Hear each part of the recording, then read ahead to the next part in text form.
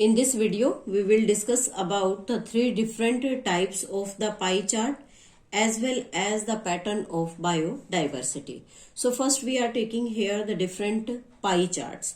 पाई chart से हम एक इंफॉर्मेशन ले सकते हैं कि जो ग्लोबल बायोडाइवर्सिटी है उसका रिप्रेजेंटेशन एक प्रोपोर्शनेट नंबर में species of major taxa of the plant, vertebrate और इनवर्टिब्रेट को किस तरह से हम पाई चार्ट में शो कर सकते हैं, रिप्रेजेंट कर सकते हैं। तो स्टार्ट करते हैं सबसे पहले इनवर्टिब्रेट के पाई चार्ट से।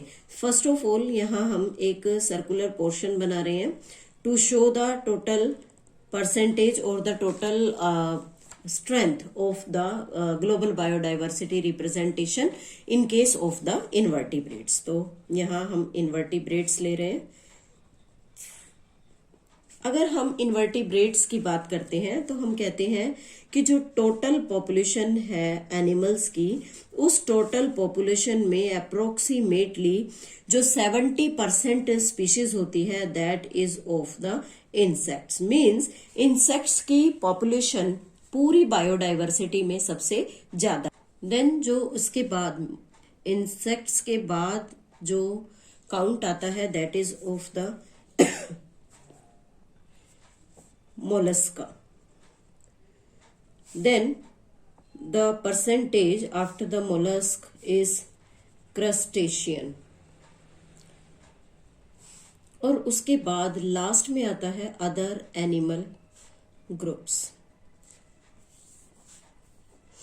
इट मीन्स यहां हम देख सकते हैं कि अर्थ पर जो बायोडाइवर्सिटी है उसमें सबसे ज्यादा परसेंटेज जो है वो इंसेक्ट्स की है और जो रिमेनिंग 30% है उसमें मोलस्का भी, क्रस्टेशियन और अदर एनिमल ग्रुप्स को कंसीडर किया जाता है।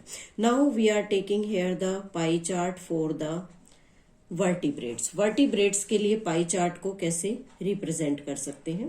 तो जब हम वर्टिब्रेट्स को कंसीडर करते हैं तो बेसिकली हमारे पास 5 ग्रुप्स होते हैं। उन 5 ग्रुप्स में से 50% यहाँ पर फिशेस हैं। Means 50% member of the vertebrates are fishes. After that the percentage of amphibians, then the reptiles, then there is the birds and lastly the mammal। तो हम ये देख सकते हैं कि टोटल 50% में ओनली फिशेस प्रेजेंट होती है और रिमेनिंग 50% में अदर वर्टिब्रेट्स प्रेजेंट है।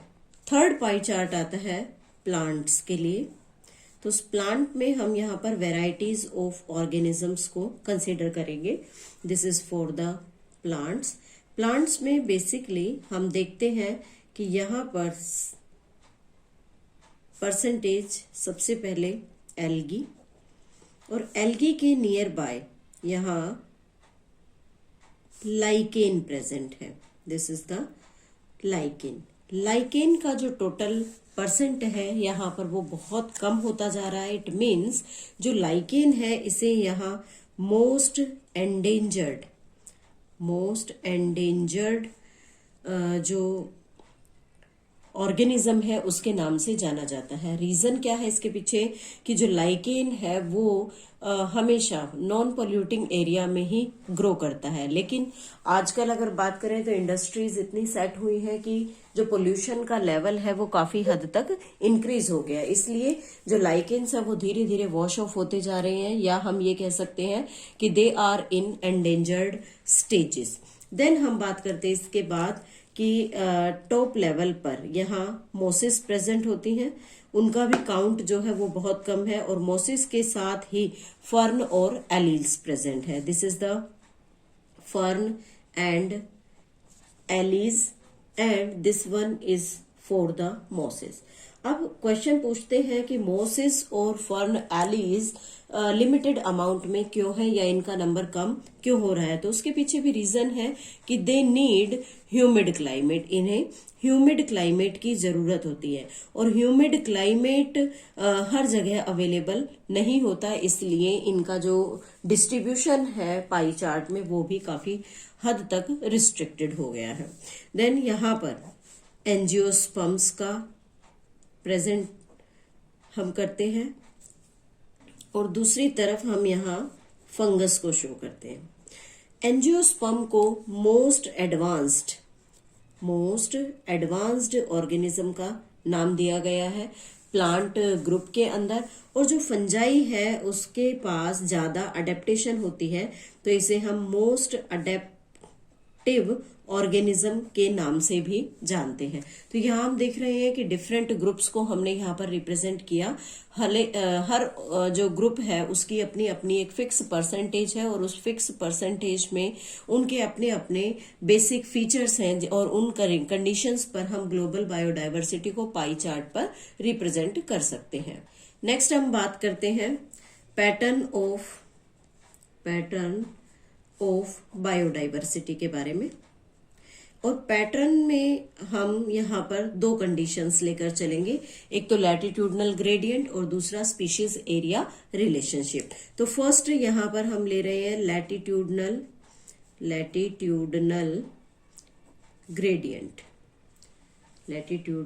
ग्रेडियंट्स।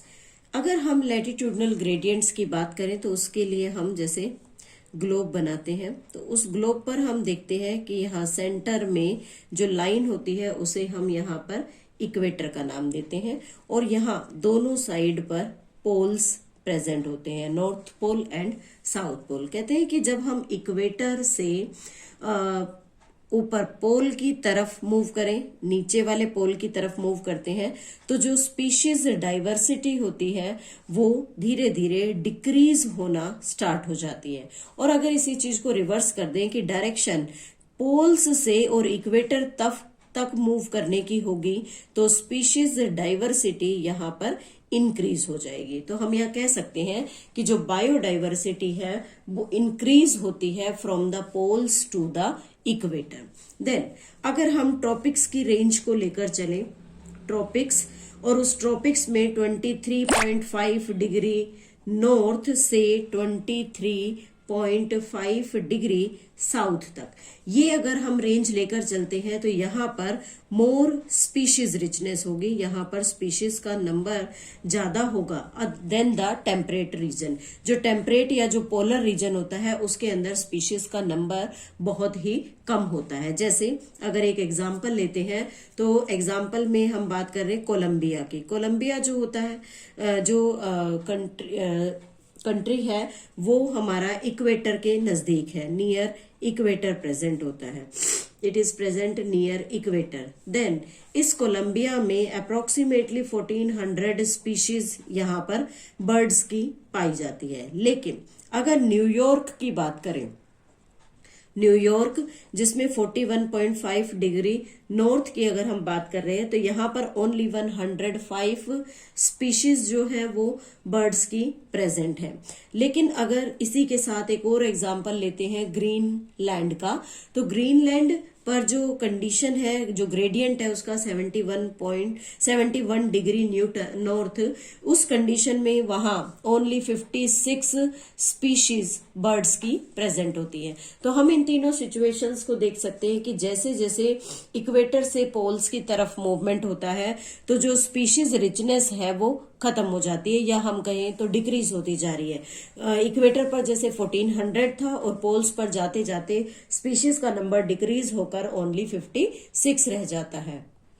नेक्स्ट सेकंड, अगर हम लैटिट्यूडनल ग्रेडियंट को डिस्कस करें तो उसमें हम बात करते हैं ट्रॉपिकल रेन फॉरेस्ट की। Tropical rain forest of Amazon in south America, Amazon in south America. South America के अमेजन में हम ट्रॉपिकल रेन फॉरेस्ट को अगर डिस्कस करते हैं तो यहाँ पर ग्रेटर बायोडाइवर्सिटी है, और उसमें हम बात कर सकते हैं कि मोर देन 40,000 स्पीशीज वहां पर प्लांट्स की है, अप्रोक्सीमेटली 3,000 स्पीशीज फिशेस की, 1300 species of the birds, 427 species of mammals की species, and same 427 species of amphibia as well as 378 species of the reptiles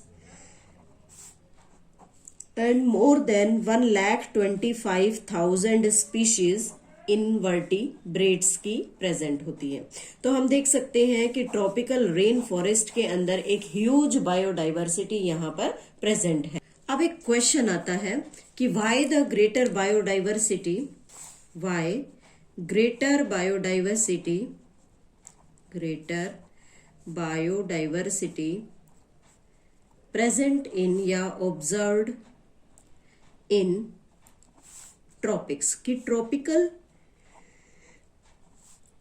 area में ही ग्रेटर बायोडाइवर्सिटी क्यों प्रेजेंट होती है। तो उसके पीछे हमारे पास यहाँ तीन रीजंस हैं कि जो टेम्परेट रीजन है, टेम्परेट रीजन, उस टेम्परेट रीजन में इंपॉर्टेंट चीज क्या है कि वहां पर फ्रीक्वेंट ग्लेसिएशन होता रहता है। फ्रीक्वेंट ग्लेसिएशन वहां पर होता रहा, कब? In past. इट मीन्स जो ट्रॉपिकल रीजन था, उस ट्रॉपिकल रीजन की अगर बात करें तो वो काफी लंबे समय तक अनडिस्टर्ब्ड फॉर्म में रहा, रिमेन्ड अनडिस्टर्ब। तो इस कंडीशन से हम अंदाजा लगा सकते हैं कि टेम्परेट रीजन जो था वो पिछले कुछ समय तक भी फ्रीक्वेंट ग्लेसिएशन शो करता था, बट ट्रॉपिक एरिया के अंदर जो टेम्परेचर रेंज है या हम कहें कि जो कंडीशंस हैं वो अनडिस्टर्ब्ड रहे। इसी वजह से जो ट्रॉपिक्स है उसके अंदर लॉन्गर इवोल्यूशनरी टाइम पास हुआ, लॉन्गर इवोल्यूशनरी टाइम, और वो टाइम स्पीशीज डाइवर्सिफिकेशन में यूटिलाइज किया जा चुका है, डाइवर्सिफिकेशन में यूटिलाइज हुआ। तो इसका क्या रिजल्ट निकला कि जो ट्रॉपिकल रीजन्स हैं उसके अंदर जो क्लाइमेटिक कंडीशंस हैं उनके बार बार चेंज ना होने की वजह से जो स्पीशीज डाइवर्सिटी है वो ग्रेटर हो जाती है। देन सेकंड जो स्टेटमेंट है related to the greater biodiversity कि जो टेम्परेट एरियाज हैं, टेम्परेट एरियाज, वहां पर जो चेंजेस होते हैं वो मोर सीजनल होते हैं, मोर सीजनल, लेस कांस्टेंट होते हैं, less constant and unpredictable, unpredictable. Result क्या होता है इन सब कंडीशंस की वजह से? जो लेस निश स्पेशलाइजेशन होगा, less niche specialisation,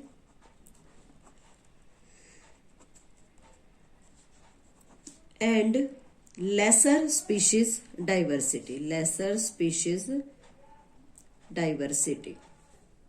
and according to the third point, tropics में जो ग्रेटर डाइवर्सिटी है उसके पीछे एक और भी मेन रीजन है, वहां पर सोलर एनर्जी का एक्सपोजर।